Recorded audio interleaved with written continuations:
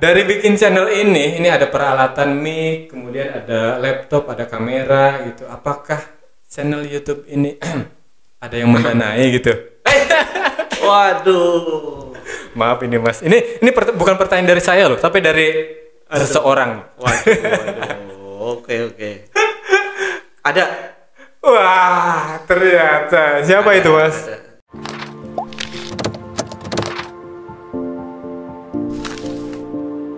Halo teman-teman, jumpa lagi di channel Joni Yulianto. Dan kali ini mesti Anda kaget ya, karena yang di depan kamera bukan Mas Joni, tapi saya.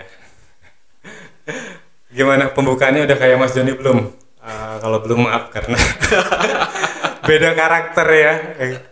Oke, di konten kali ini jadi spesial. Kita mau ya orang menyebutnya mungkin Q&A gitu ya, tanya jawab. Jadi konten ini mencoba untuk menjawab rasa penasaran teman-teman terhadap channel Mas Joni.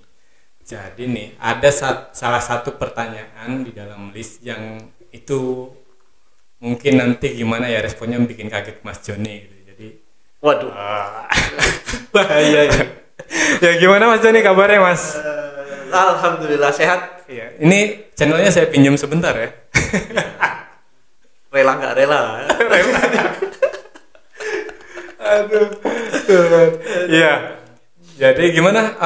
Sudah ini kan memikirkan kira-kira apa saja pertanyaan yang akan saya ajukan? Misterius ini kayaknya. Pasti mau nebak-nebak itu tadi, jangan-jangan pertanyaannya aneh-aneh gitu ya. Iya. Gitu Mas. Jadi Siap.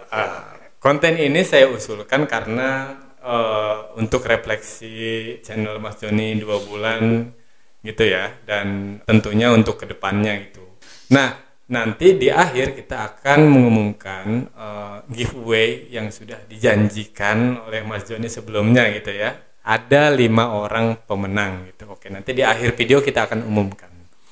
Oke Mas, jadi ada 10 pertanyaan ini. Siap. Nah, pertanyaan pertama ini, jadi banyak nih teman-teman yang pengen tahu kegiatan Mas Joni. Selama ini kan Mas Joni sering banget tuh nge-zoom acara diskusi di mana-mana, di acara ini itu gitu, dan di konten-konten YouTube gitu. Apakah punya waktu banyak untuk membuat konten dan berkegiatan seperti itu? Nah, jadi banyak nih yang penasaran apa aja kegiatannya gitu di luar kegiatan-kegiatan yang biasa teman-teman jumpai gitu. Kamu mau bilang pengangguran gitu ya? Sebenarnya begitu. Karena kok punya waktu banyak ya.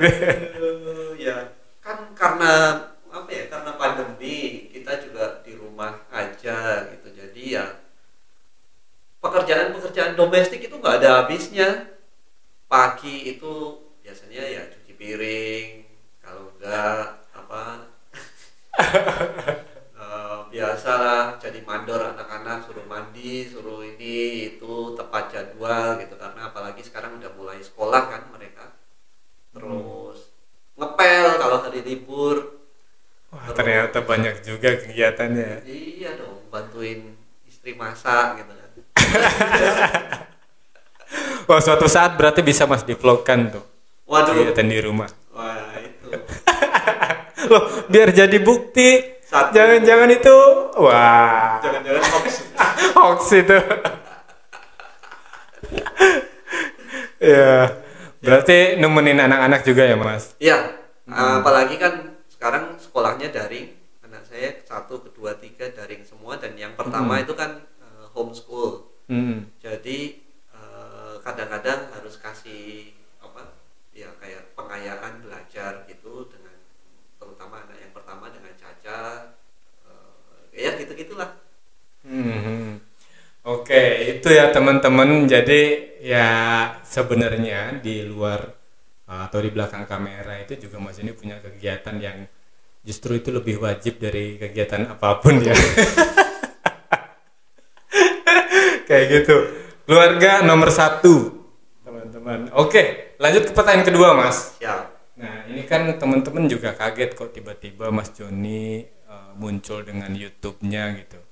Dan waktu itu kan dengan konten pertama yang bikin kisruh semua orang ya yang nonton gitu.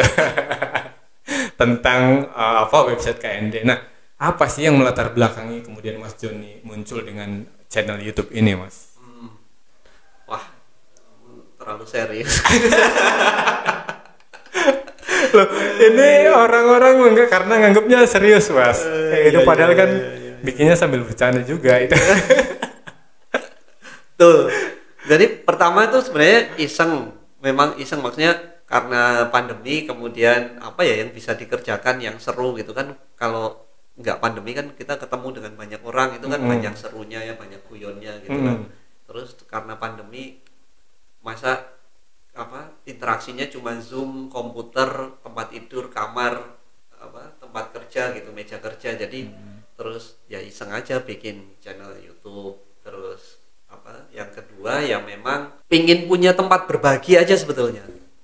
Pingin punya ruang berbagi yang semoga ya bisa bermanfaat buat orang lain gitu. Tapi yang kedua selain soal bermanfaat, ya kalau bermanfaat kan kita nggak tahu ya bermanfaat apa.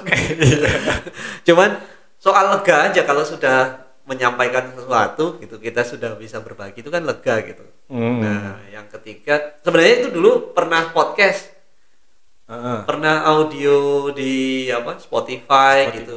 Kalau teman-teman mungkin cari, ada Johnny's Podcast itu di Spotify. Oh itu Mas Joni? Iya, ada 2 atau 3 episode gitulah. Terus pindah ke YouTube biar lebih kelihatan wajahnya gitu. Wah ternyata narsis juga teman-teman. Oh berarti ruang eksplorasi ini ya Mas, kayak mungkin keluh kesah atau yang unek-unek lah, iya, yang betul, ada betul. Di dalam diri gitu ya. Iya. Oke. Nah ini juga pertanyaan yang sangat ini Mas, yang mungkin ini pertanyaan sensitif ya, dan saya juga takut kena semprot ini tiba-tiba ya. Nah dari bikin channel ini ada peralatan mic, kemudian ada laptop, ada kamera gitu. Apakah channel YouTube ini ada yang mendanai gitu? Waduh. Maaf ini Mas, ini bukan pertanyaan dari saya loh, tapi dari seseorang. Waduh. Oke. Ada. Wah, ternyata. Siapa itu, Mas? Johnny Foundation. Ini, waduh, ternyata udah bikin lembaga sendiri ya. Ini gimana Mas ceritanya itu, Mas? Iya, jadi ceritanya tuh kamera belum lunas itu. Wah, ternyata masih kecil itu 12 bulan ya. Kamera belum lunas, masih kurang 10 bulan. Masih kurang 10 bulan. Oke.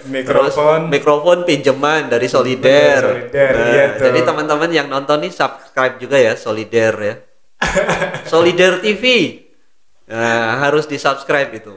Wah, ya lumayan promosi lah, minjemin alat gitu. Ya itulah pokoknya.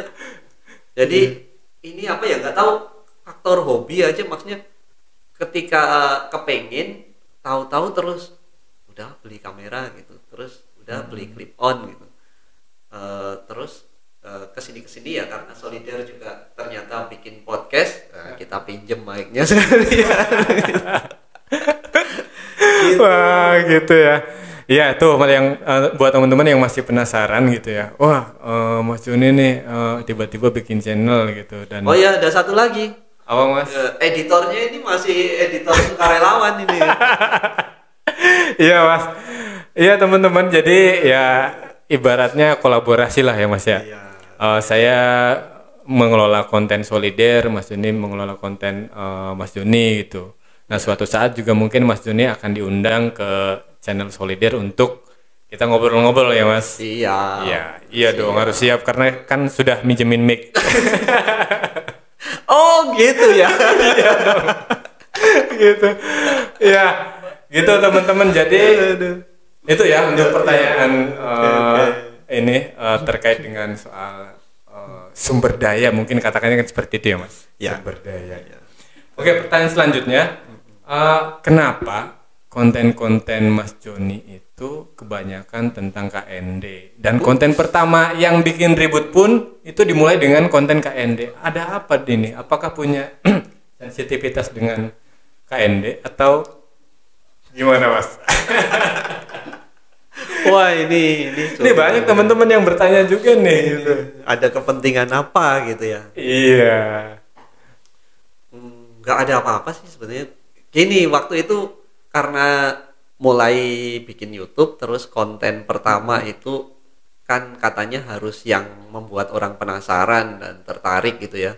Dan waktu itu momentumnya adalah KND lagi proses seleksi dan ketemu website itu. Jadi itu ide spontan aja. Ide spontan untuk bikin review soal websitenya KND. Jadi kalau teman-teman yang belum nonton, coba simak video yang pertama, pokoknya paling pertama itu. Nah, tapi kemudian semakin kesini memang banyak teman-teman yang diundang untuk wawancara gitu kan soal KND. Nah itu lebih ke ini kan, Komisi Nasional Disabilitas itu kan lembaga yang akan terbentuk yang mestinya banyak diketahui oleh teman-teman difabel. Nah jadi dari situlah, karena tidak ada yang membuka ruang diskusi soal itu, jadi saya kemudian kepikiran untuk mencoba mengangkat itu di channel gitu. Dan ya kalau kemudian channel ini banyak bicara tentang difabel, ya memang biar inilah, masa channel YouTube isinya yang pamer-pamer kayak gitu-gitu gitu. Jadi kita ya mengangkat isu-isu yang mungkin tidak banyak orang yang selama ini tahu, tapi harapannya ini bisa sedikit memberikan kontribusi terhadap edukasi tentang apa itu inklusi, apa itu difabel begitu. Oke, ternyata ya maksud dibalik itu ya, begitu ya. Pertanyaan selanjutnya, nah dari konten-konten yang muncul itu kan tidak terlepas kritik, Mas. Itu baik dari teman-teman difabel ataupun tidak. Nah, apakah Mas Joni nggak khawatir itu memunculkan haters dan teman-teman menjauhi Mas Joni gitu?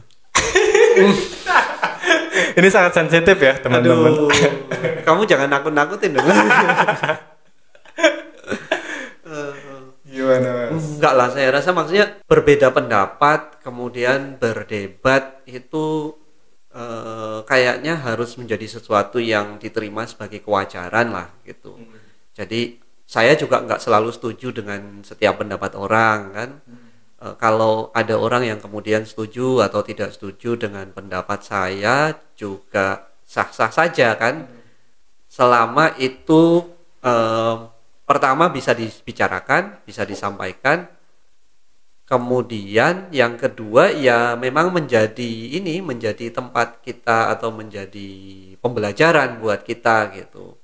Artinya kalau memang suatu ketika gitu saya berbicara hal yang salah kemudian dikritik, ya itu harus saya terima sebagai pembelajaran gitu kan. Tapi kalau saya merasa benar ya tentu saya pertahankan, kita diskusi dan ketemu di titik mungkin dua-duanya setuju atau mungkin ketemunya ya udah kita sama-sama berada di titik pendapat yang berbeda, ya nggak apa-apa lah, boleh kan? Boleh dong Mas, iya betul. Jadi ya emang ini ruang diskusi gitu ya Mas. Iya. Dan menerima kritik ataupun kita mengkritik sesuatu gitu ya. Iya. Nah, pertanyaan selanjutnya nih Mas. Yoi. Itu kan banyak banget nih sekarang channel-channel YouTube gitu ya, baik individu ataupun organisasi gitu. Nah, tapi saya masih jarang nih ngelihat channel YouTube dari organisasi teman-teman difabel gitu Mas. Nah, terus tiba-tiba Mas Joni secara individu muncul dengan YouTube-nya. Kenapa nggak mereka aja sih Mas? Sebagai organisasi atau lembaga yang sudah terstruktur kan otomatis SDM tuh sudah lebih kuat gitu ketimbang orang sendiri gitu, individu gitu. Gimana tuh menurut Mas Joni? Dan mereka perlu nggak kira-kira? Dan mereka lebih legitimate sebetulnya untuk bicara hal-hal kayak gini. Itu sebenarnya pantasnya ditanyakan ke mereka nih, bukan ke saya. Oh gitu lah. Iya, ini pandangan Mas Joni. Mas Joni kira-kira perlu nggak? Gitu. Ya, menurut saya ya itu sebetulnya organisasi teman-teman difabel itu lebih legitimate untuk punya kanal-kanal berbagi, kanal-kanal diskusi untuk mengangkat isu-isu publik yang berkaitan dengan difabel. Seharusnya topik-topik seperti misalnya diskusi soal KND misalnya ya lebih pas dibawakan oleh organisasi-organisasi difabel yang ada gitu, karena kan itu merepresentasikan pandangan dari bagaimana komunitas difabel melihat itu gitu. Nah, cuman kalau kemudian kita bikin channel ini kemudian banyak menyuarakan ini, ya ini bagian dari kebebasan berekspresi kayaknya lah. Kan saya walaupun individu kan juga bagian dari difabel, saya juga warga negara yang kebetulan difabel dan kebetulan merasa punya kepentingan untuk turut berbagi, turut menyampaikan gagasan lewat diskusi seperti itu. Jadi saya malah berharap dengan adanya channel seperti ini, teman-teman organisasi difabel bisa lebih banyak menggunakan kanal-kanal media sosial, YouTube, Facebook, apapun untuk mengekspresikan opininya gitu. Nah itu kan akan jadi keren banget gitu kan. Iya betul. Terutama orang kan sekarang terbiasa dengan sosial media gitu ya Mas. Iya. Jadi untuk mengarus utamakan atau memberikan pengaruh terhadap cara pandang orang ya sangat efektif lah melalui sosial media, terutama YouTube ini ya Mas. Betul. Gitu ya. Terlalu banyak informasi sampah di media sosial satu. Kan ini harusnya dimanfaatkan untuk menyampaikan informasi-informasi yang memang edukatif, memberikan manfaat, menginspirasi gitu ya kira-kira. Kemudian yang kedua, difabel itu sudah minoritas secara jumlah, kemudian minoritas secara representasi di pemberitaan dan seterusnya gitu. Jadi yang harus memperbanyak, menyebarkan, mengangkat informasinya, menyuarakan itu kita. Gitu. Karena selama ini jumlah konten-konten media sosial maupun konten pemberitaan terkait difabel itu sangat sedikit. Sementara sebetulnya kepentingan kita untuk perubahan sosial yang lebih inklusif itu sangat besar. Nah, jadi memang harus menggunakan media sosial itu untuk membanjiri masyarakat dengan informasi-informasi yang edukatif dan mengajak gitu soal gimana sih berpersepsi yang baik tentang difabel, bagaimana menginklusikan kelompok-kelompok minoritas yang lain gitu kan. Nah, kemudian yang ketiga tentu sebisa mungkin kita juga harus menggunakan media sosial ini sebagai counter gitu terhadap diskursus tentang difabel dengan beragam jenisnya itu yang selama ini cenderung masih gitu ya, masih mengalienasi, masih mengesampingkan keberadaan difabel itu yang seharusnya sebagai kelompok masyarakat yang setara. Jadi menurut saya YouTube dan media-media yang lain, baik audio visual, yang audio aja kayak podcast maupun yang tulisan misalnya itu perlu semakin banyak. Gitu. Oke, mantap. Itu mudah-mudahan jadi inspirasi buat teman-teman organisasi difabel terutama ya Mas. Iya, harus itu. Iya. Mulai menguasai atau mengambil ruang sosial media. Iya, betul. Oke. Pertanyaan terakhir nih Mas. Yap. Proyeksi konten-konten ke depan tuh seperti apa sih Mas? Gitu. Nah, ini untuk teman-teman yang sudah subscribe dan yang belum subscribe ya. Iya. Gitu biar terus mengikuti YouTube Mas Joni. Sebelumnya nih, yuk yang belum subscribe dulu. Saya orang ke berapa ya? Orang kelima kan. Subscribe. Yang belum subscribe dulu. Ini sudah 190 berapa gitu. Wah iya, bentar lagi nyampe 200 nih Mas. 190 berapa ribu gitu. Amin. Ke depan nih kita merencanakan kayaknya nanti 1 bulan sekali kita akan ada live stream gitu, biar bisa diskusi dengan lebih banyak teman-teman, membahas topik-topik terkini tentang yang ada di masyarakat gitu. Tentu akan ada sudut pandang difabelnya, tapi tidak selalu topik yang murni tentang difabel gitu. Kemudian yang kedua, kita punya rubrik ulak-ulik. Ulak-ulik itu pokoknya kita akan ngulik narasumber tertentu tentang hal yang kira-kira kritis dan provokatif. Oke, mantap.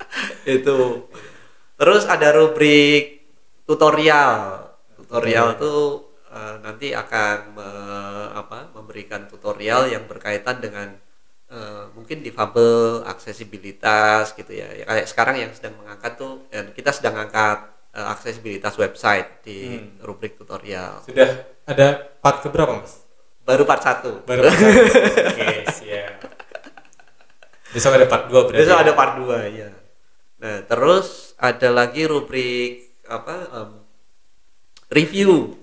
Review itu kita akan review aplikasi atau mungkin review tempat atau review apapun yang berkaitan dengan aksesibilitas untuk difabel. Jadi kemarin sudah ada review website yang web pertama itu, terus sudah ada review satu aplikasi untuk difabel navigasi di indoor.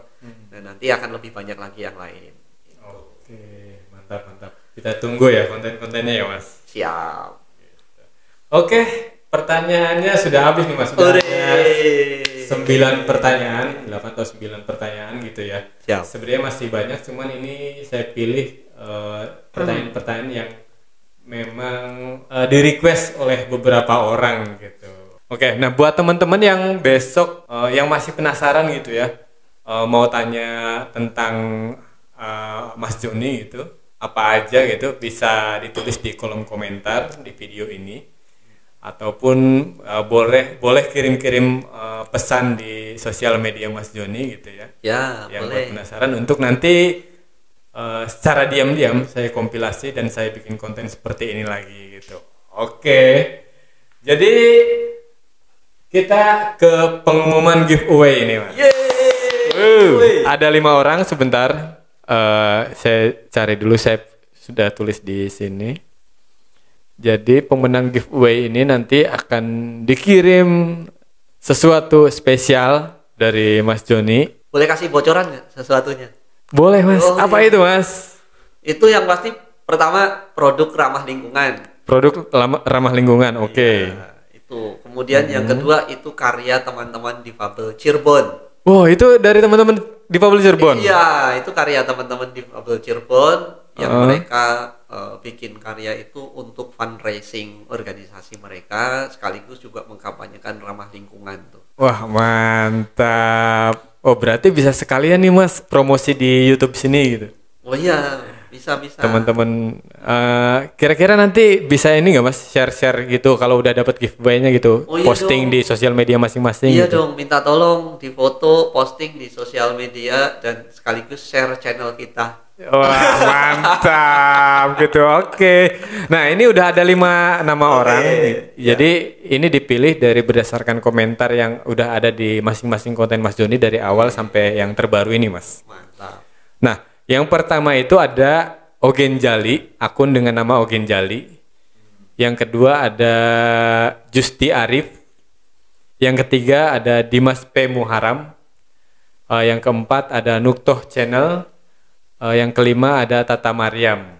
Nah, ini 5 orang pemenangnya, Mas. Buat teman-teman yang disebut namanya di sini, itu jangan lupa untuk mengontak email kita ya, Mas. Ya, apa, Mas, emailnya?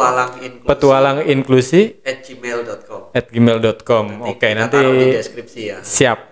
Ya, nanti saya taruh di video juga. Ya. Gitu, dan akan diumumin di sosial media. Media sosial kita. Oh, media sosial Mas Joni ya. Ya. Facebook, YouTube, Instagram, dan Twitter. Twitter. Ya. Oke, siap. Itu teman-teman giveaway-nya. Jadi kira-kira ke depan ada giveaway lagi nggak, Mas? Ada. Oke, ada. Jadi tunggu aja ya. Ya.